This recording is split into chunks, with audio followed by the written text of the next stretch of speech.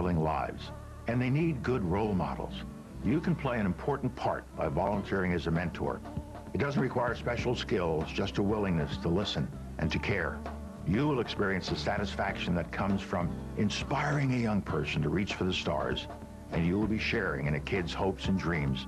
January is National Mentoring Month. Expand your universe. Become a mentor. Floyd, another friend of Bill Allen, to talk about, number one, some of the problems that was generally associated with the incarceration of Mr. Allen that eventually led him to escape prison, and eventually his life and lifestyle while he was on the run, and again, the most recent parole hearing in reference to this particular case. Why don't you start off by giving us some information, Richard, in reference to Allen in the Tennessee prison system, and you might say something in reference to your own experiences in reference to that, Richard. Okay, thank you, Dr. Haney. My name is Richard Simon, and I met Bill Allen. We both were incarcerated. We've been in a maximum security prison. But before I speak on that, I had the pleasure to read his book before I met him. And the story intrigued me because way back when we heard a lot about the injustice that went on and how black men per se were preyed on by the police. We hear stories like that. And actually meet someone who went through that, it was kind of interesting to me. And after meeting Bill and the stories I had heard about his case and about him, the two didn't meet. And you meet this person, here's a God-loving person who was brought up the right way, was in an adverse situation, and got himself in a lot of trouble. And as a result of the situation, 2 police officers lost their lives, which is a tragedy. But the silver lining in this is it didn't change Bill Allen. When I got in trouble, and I had the pleasure of meeting him when I got off death row in 1995, he was a guy I had read about, and I finally got a chance to meet him. I expected someone to be bitter because he had, it's been going on since 1968. And I met him in 1995 in the month of May. And he had a smile on his face, and he talked about his situation, but he didn't dwell on it. And so in meeting Bill, I was spending a lot of time talking to him, how do you do time when you don't think you're getting out? How can you go through life just trying to be a positive influence on people in the environment? So in walking and talking to him, I got to know him from that aspect.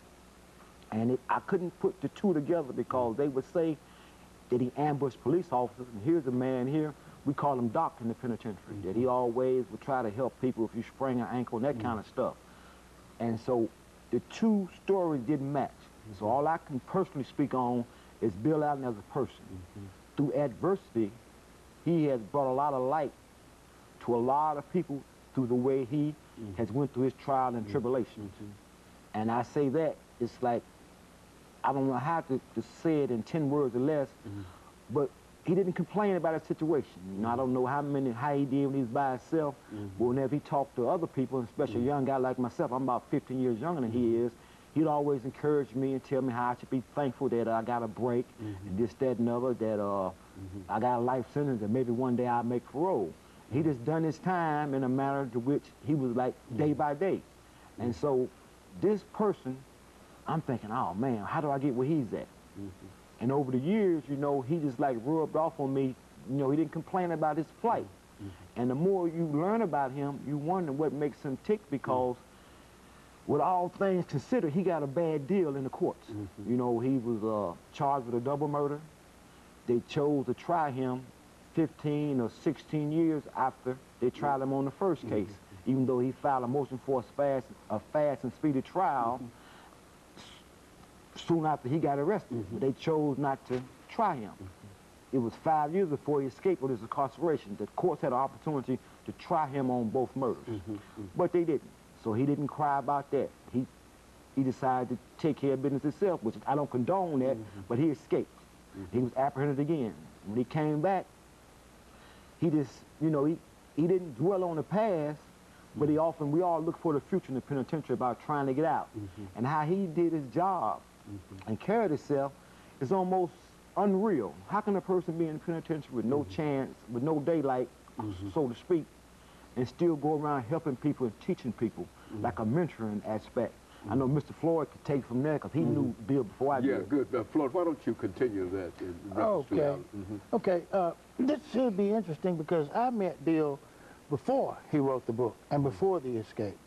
I don't remember the exact specifics of how we met, but I do recall that I was told that there was a group of people meeting and writing and brothers talking about positive things, you know. And I met with them on the yard. They were sitting around in a circle talking, and I just sort of slid in and listened. And they were talking about books and black authors. They were talking about then Donnell Lee, Hakimata Buti now. And they were talking, somebody gave me a copy of Maya Angelou's I Know Why the Caged Bird Sings. That's really the first time I had considered black people writing, you know. I like to write and so on and so forth, but our conversations dealt with things like Donnell Lee's book, From Planet to Planet. I Know Why the Caged Bird Sings, you know. Black poetry, you know. That's what we talked about. And to meet Bill, I mean, you could put him in a room full of people, then or now, and have a conversation with all those people. And I'm positive you would never pick Bill out as the person that the news media played him to be, you know. Okay, you know, Richard, let's look at the fact that Bill has been incarcerated for such a long time, but he also has had a parole hearing. Why don't you tell us something in reference to how that happened and what the situation is in reference to that? Okay, earlier this year, Bill was blessed to get some redress in the courts because when he got convicted on the first crime, they gave him a 99-year sentence. And some happened, some legal procedure was performed.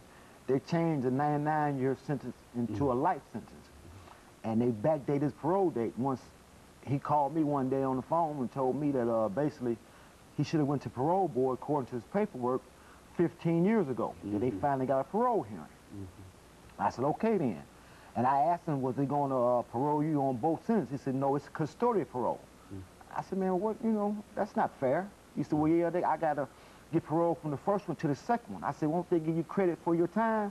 He said, I hope so, but I don't know. So he went to parole board, and they gave him custodial parole from the first sentence on the first officer that they tried him on.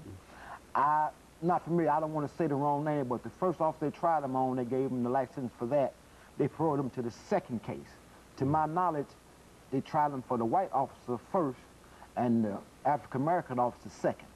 So that's what the situation he's in now. He's in a catch-22. Even though the courts gave him some help, but they didn't backdate the help they gave him. They didn't apply it retroactively. So he's had been going through this in 1968. He's been back incarcerated since 1989. And the court said he should have went to parole board 15 years ago, but he just went to parole board this year. He just started a new life sentence after all this time. And, you know, and based on legal language, if he'd have been given a fast and speedy trial back when he got incarcerated, he'd have been tried on both cases, and he would have opportunity, he would have served time to meet the parole board. I'm not saying grant parole, to go before the parole board within 30 years. You know, he wouldn't have to escape, but like say, it's, you know, but as things are, it's all messed up because they paroled him into a new sentence from a crime that happened in 1968. They want him to start it, excuse me, in 2008. And now, the way I understand it, this is the last individual, last principal involved in this case. Is that a true statement? That Bill is out of the two policemen and the defendants and all of these, Bill is the last surviving individual. Is that The last surviving. He's the last one incarcerated. I don't know if he's the last survivor. He's the only one incarcerated. I think Bruce is still alive. Well, there. But others that have participated in this, activity either have been incarcerated at an earlier period and are no longer with us.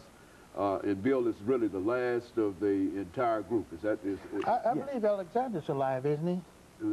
But he's not incarcerated. He's not incarcerated. No. So Bill is Bill Allen, he's the only one incarcerated. He's the only one incarcerated. Because when it came down, it was quote unquote.